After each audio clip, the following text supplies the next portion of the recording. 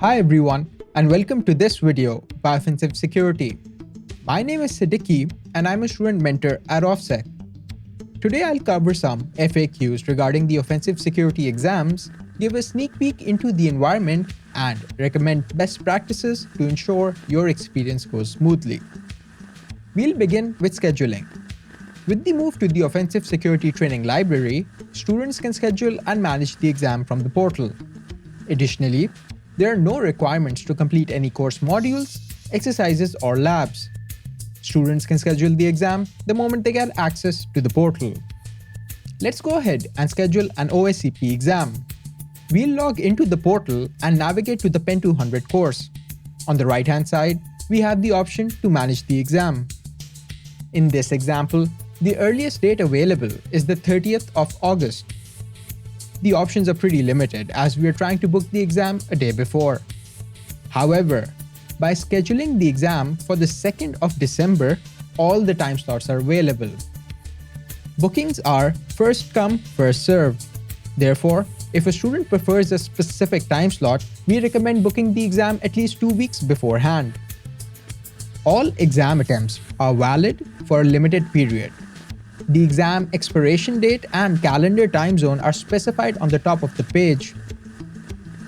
Once scheduled, students will receive an automated confirmation email from the orders department.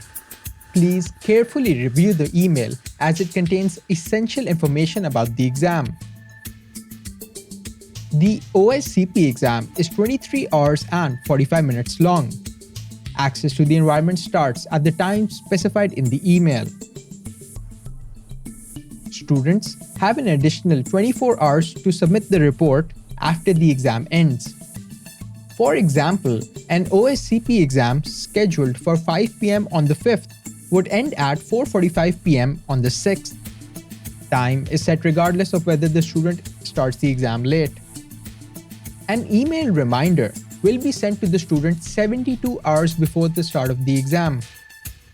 Finally, once the student completes the pre-exam requirements, which we'll cover in the later sections, they will receive the exam challenge email. Contents include VPN pack, credentials, list of targets, and link to the exam control panel. All OffSec exam environments are isolated networks only accessible by the student. The selection of exam hosts is entirely randomized. If a student is assigned the same exam set after a failed attempt, that is purely by chance. We recommend spending time and reviewing all the information provided in the exam challenge email, the control panel, and exam guides. These can be found on the portal. Looking at the rescheduling policy, students can reschedule the date and time of their exam up to 3 times. However, this must be done 48 hours before the exam starts. Cancellation or rescheduling within 48 hours of the scheduled time will not be entertained. In this scenario, students who wish to sit for the exam will be required to purchase an additional attempt. A cooling off period is applied for retakes.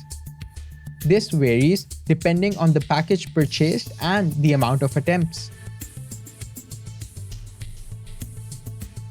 Next, we'll briefly visit the technical requirements for the exam.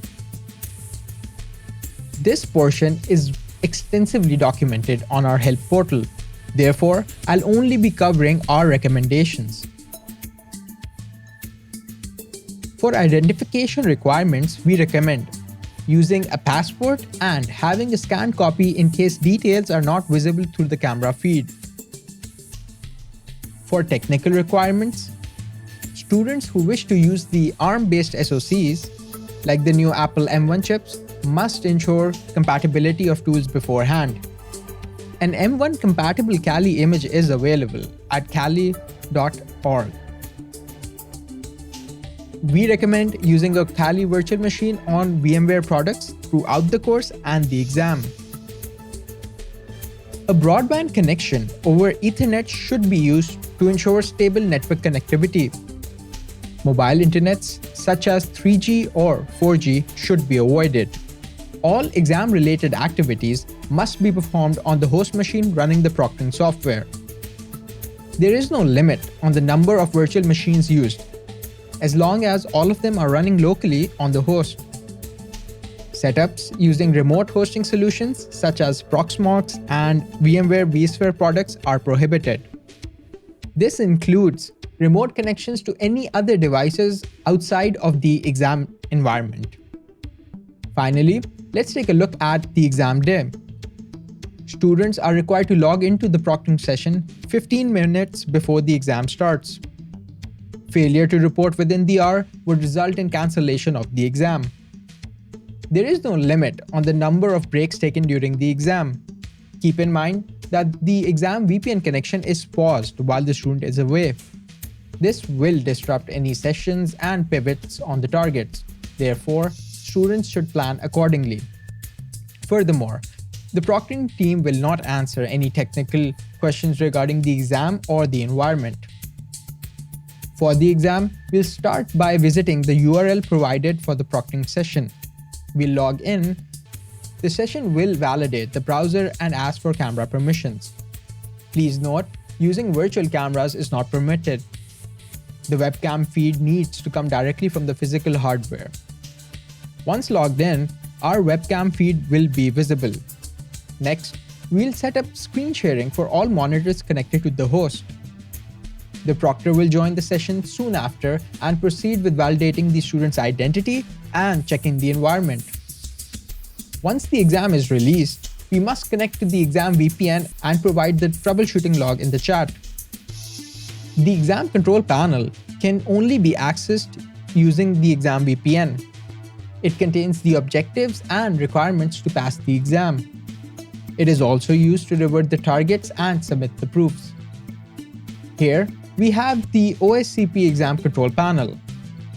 The objectives section includes all the information on the requirements, proof files, and points allocation for the targets. Please go through this section carefully.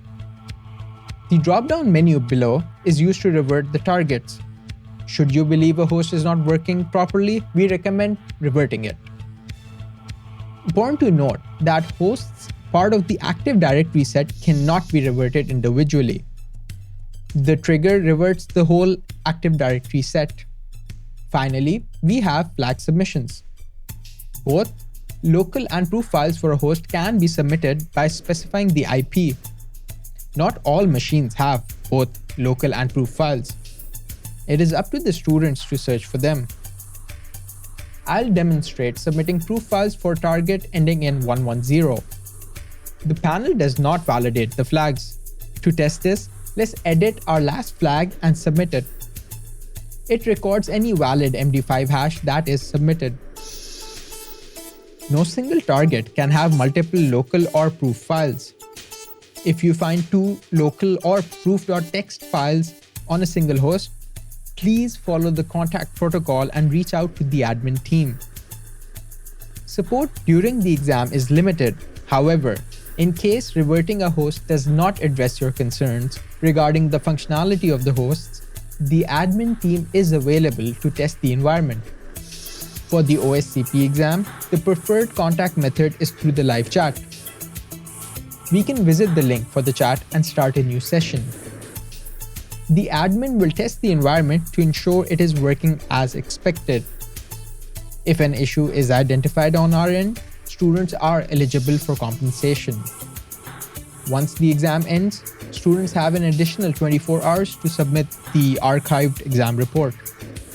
The requirements for submission are strict, therefore, please take time to go over the instructions carefully. That's it for this video. Should you have further questions, please visit help.offensivesecurity.com. Take care and goodbye.